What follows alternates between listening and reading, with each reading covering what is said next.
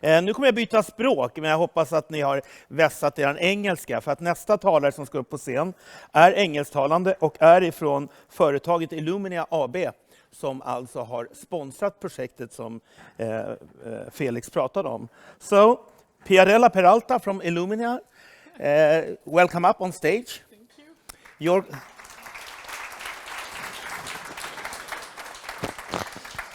Your company has sponsored this project, and I think it's only good for us to hear what gene sequences is and how you go about to do it, to perform it.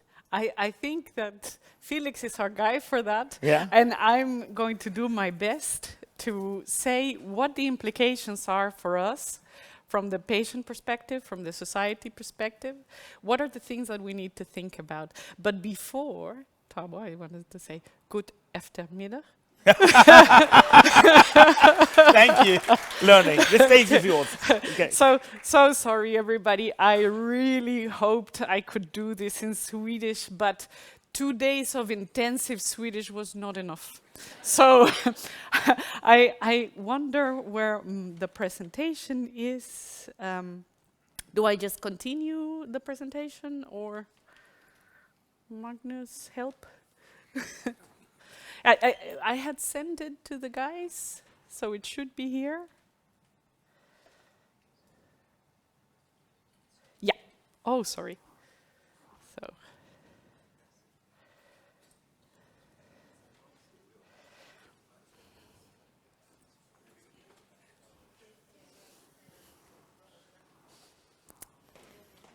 Yeah. So it is really an honor for me to be able to be with you this afternoon. And before I start, I'd like to give a heads up. Although I've been living 18 years in Holland, I come from Costa Rica, and I can get emotional when I tell the story, although I have told my story many times.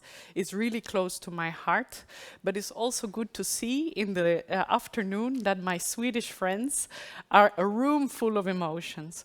So I will share this story, but know it's coming from a good heart.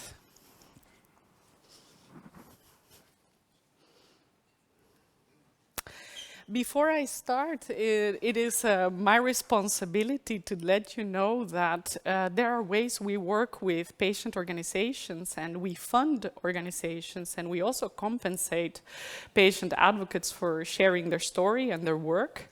It's an important thing for industry to be transparent and say this is how we support. So this is my disclaimer. And the story today is a little bit about how I got to Illumina, what it means to do work in patient advocacy at Illumina, and what the value is of the project that Felix talked to us about today. So it is a journey for me. You see, I am not at Illumina just because that was always my dream, but it is a dream right now to work at Illumina. But it started with a personal experience, and it has some turns, and it's interesting. So this is what I'm going to tell you about. So this is the first situation when I was studying to become a psychologist. Suddenly, very young, my dad got confronted with cancer. And he's there enjoying with my mom, and then he's facing disease. Unfortunately, he passed away 2 years later, but he gave me the instructions, we can do better. This, what we're going through, so many people go through, and I'm sure we can do better. So you know that's a very broad instruction, what to do. But it was important for me to carry on his legacy, his idea that we have to do something for others based on our experience. For me, it has to come with action. We need to raise some funds and make sure that we are helping people facing cancer. And this is a mountain in Costa Rica, and this is a Dutch influence, so we are biking in Costa Rica. It is also becoming a very popular sport there, and that's also my husband sporting. And I'm not really an athlete, but I did it myself because I was so connected to what was happening. And for this picture, my sister and my friend, and they're holding me up because I just got into the mountain. It was not an easy task, but it was the first step how I started to learn about what other people go through when they are dealing with cancer. But that was in Costa Rica, and I was living in the Netherlands. So how to do that, I don't think I was doing enough. So I joined this beautiful group of people here in an organization that is called Inspired to Live. And this is a very special group because for the first time, I came into a room of people who are working in government, working in industry, working in academia, and they are also patients. And they realize we got the best care possible because we know how to find our way to the best care possible. And we need to make sure that everybody who's facing disease gets the best care. So they take it very seriously. We come together. These are scholar activists. This is academia. This is everybody discussing from the patient perspective. What is the situation now, and what should the situation be? I started to get engaged and learn a lot from these beautiful academic and industry and government people as to how we can do better. And I started to take an interest in precision medicine. So it seems so counterintuitive, especially in Europe, that if you have something that is better, why are we not doing that? And this is my friend Herman Otten. He was really involved in getting whole genome sequencing reimbursed in the Netherlands, and that was really important because we have reasons to believe from research like what Felix is doing that this is really important for a lot of patients who have not really good treatments at the moment. So we're thinking, why are we not using it if it's better?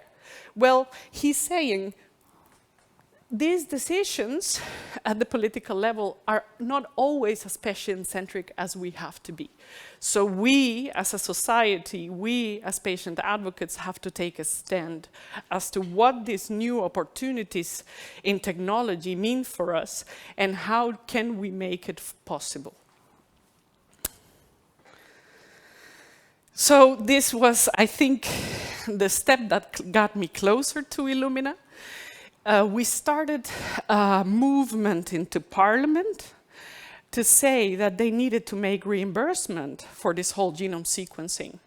And together with the group of Cancer of Unknown Primary, we put a lot of pressure, and there came reimbursement.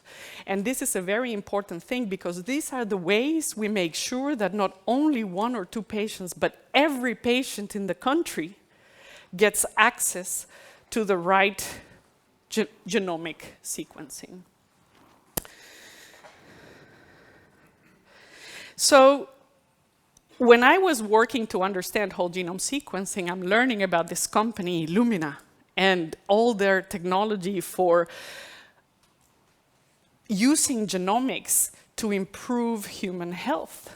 And they are really doing special things. And I was curious about them. And I think they were also a bit curious about this lady who is mobilizing some efforts and some synergy to get this going. And because we had this shared hope through genomics to make a difference, I'm now working with them. And I think it is a very momentous time because I came and my colleagues have managed to build an impressive amount of relationship with patient organizations, patients, and patient advocacy groups across the globe. And the most impressive thing, they managed it with a team of 2. Now we're a team of 4, so this has to multiply exponentially by the work they're doing. And it's, I think, because of the way we work, for example, with the Sarkomvereniging. And the reason why it's because the Sarkomaföreningen is a representative of people who understand what are the needs, and facing the tragedy of the disease builds that resilience to bring patient advocacy from the evidence point of view to make the changes that are necessary. So in our group, we're thinking, how is this experience evidence-based to make those changes? It's not just because we think, it's just also because we have the evidence to say that this is important. And not only because we want the genomics, but also because our experience influences the way in which these genomics tools are developed. And this is a very important part of it.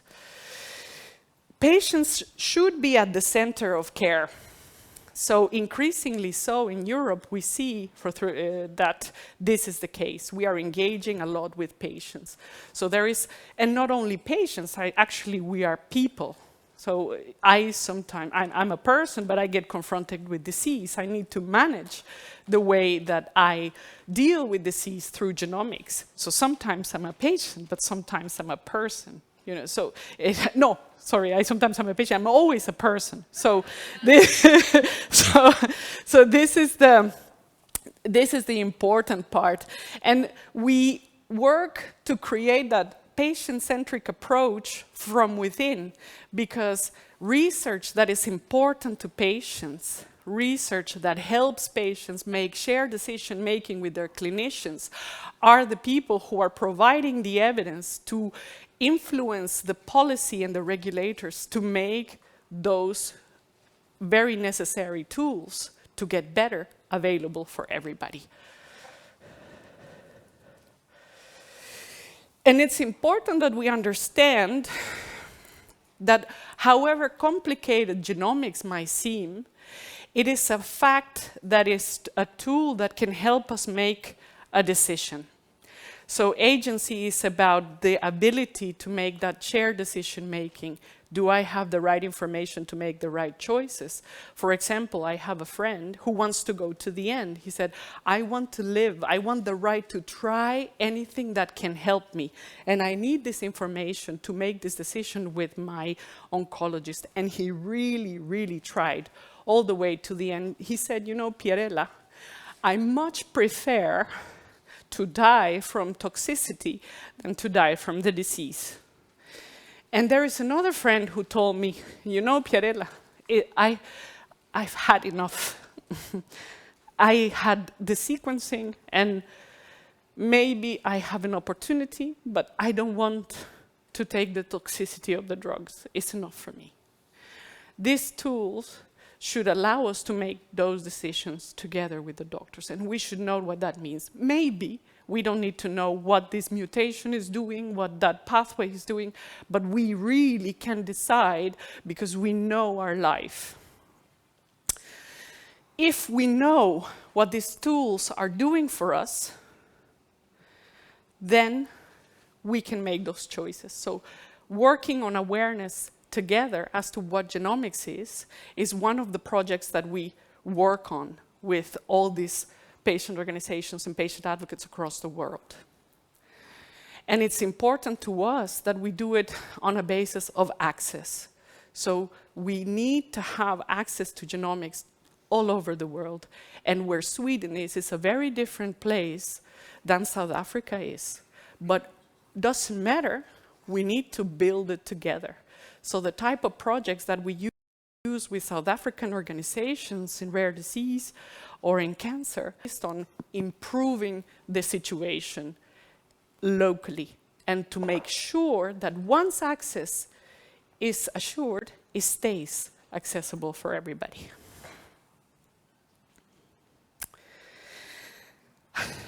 Although I couldn't understand too much what Felix was saying, I have the general idea, so I leave it up to him to explain the project. But what I think is cause for celebration is that what he's doing is the first step to establishing a different care pathway for sarcoma patients in Sweden.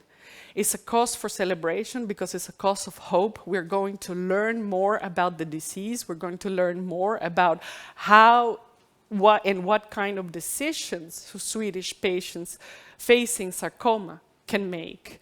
And the more we learn, the better we will become at finding better strategies and hopefully better outcomes. So it will mean that mapping the genome will provide a lot of information that is telling us why is disease behaving in this way, why this disease is doing that. And maybe today we have a more limited opportunity of intervention, but all this data that is collected is helping every day that patients get better decisions tomorrow. So you get the best today, and you contribute to the best for the patient tomorrow. And if we do that for everybody, it's going to happen faster. So it is really important. I think everybody is talking about how rare sarcoma patients are. So the more we see and the more we do, is going to make it faster. So we need faster solutions for these patients. And this is why all sarcoma patients can contribute with their genomic data to make their own decisions and the decisions of patients. And it's going to happen faster. And the reason why we need it to happen faster is because there is this beautiful person with a red hat in the middle, a young lady. It's a good friend of mine who unfortunately I had to say goodbye to last year, and she's a sarcoma patient. She was a sarcoma, and she said, it's too late for me, but I want to do things for others.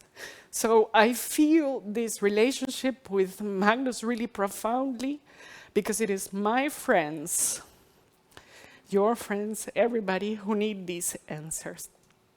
And we are really hopeful that this is going to happen.